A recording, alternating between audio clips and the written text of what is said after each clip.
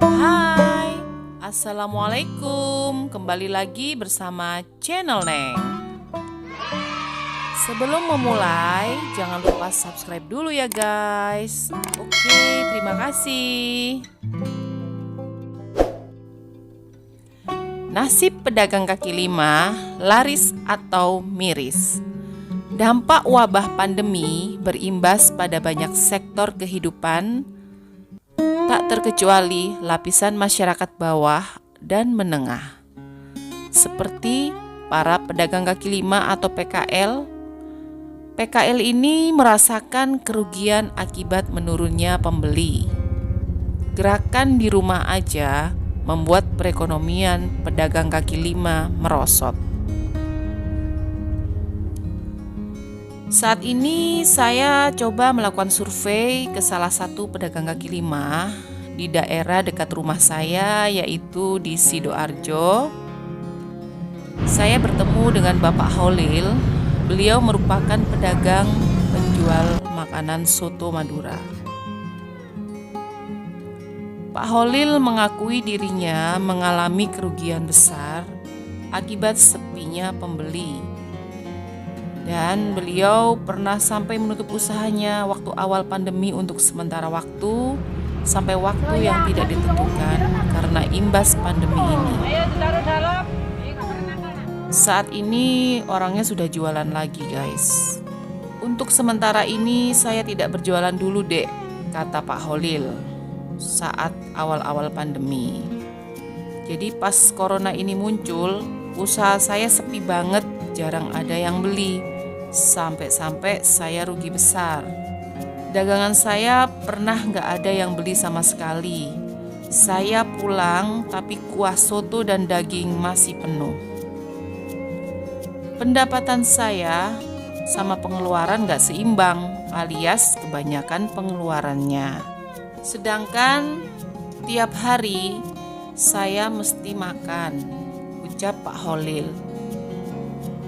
Pak Holil juga bercerita, saat masih berjualan, beliau masih bisa memenuhi kebutuhan hidup sehari-hari, hingga uang jajan untuk anaknya juga masih ada. Namun, sekarang ini beliau tidak bisa memenuhi semua itu, serta perekonomian keluarganya sangat terganggu. Nasib dagangannya jadi tidak menentu akibat kondisi darurat yang tak kunjung usai hingga saat ini. Kalau penghasilan dari berjualan ini dulu sih alhamdulillah masih bisa memenuhi kebutuhan keluarga. Anak saya minta jajan juga uangnya ada, soalnya tiap hari kan berangkat jualan ya. Nah, sekarang ini kalau nggak jualan ya kebutuhan keluarga saya terganggu banget katanya. Karena itu, Pak Holil sangat berharap agar pandemi ini segera berakhir. Selain itu, beliau juga berharap pemerintah tidak terlalu berlama-lama menerapkan kebijakan work from home atau WFH. Sebab pemberlakuan kebijakan tersebut sangat terasa dampaknya untuk mereka yang menyambung hidup dengan berjualan secara langsung kepada masyarakat. Biasanya jualan dari rumah ke ruko situ ya keliling-keliling aja nanti juga habis. Tapi sekarang keluar rumah aja mikir-mikir. Namun selain Pak Holil, kondisi ini justru dimanfaatkan oleh beberapa orang untuk berjualan kebutuhan pokok sekarang ini seperti sayuran, daging, buah, dan bahan pokok lainnya. Puluhan pedagang kaki lima yang menjual bahan pokok, masker, kain, kini mulai bermunculan di kawasan Sungon Sidoarjo, salah satunya yaitu Ibu Tini. Ia mengungkapkan kalau penjualannya lumayan menguntungkan untuknya. Ibu Tini sendiri adalah salah satu pedagang yang berjualan daging ayam di Jalan Sungon Sidoarjo Penjualan daging ayam ini lumayan ya, kurang lebih ada 30-an yang beli hari ini, kata Bu Tini.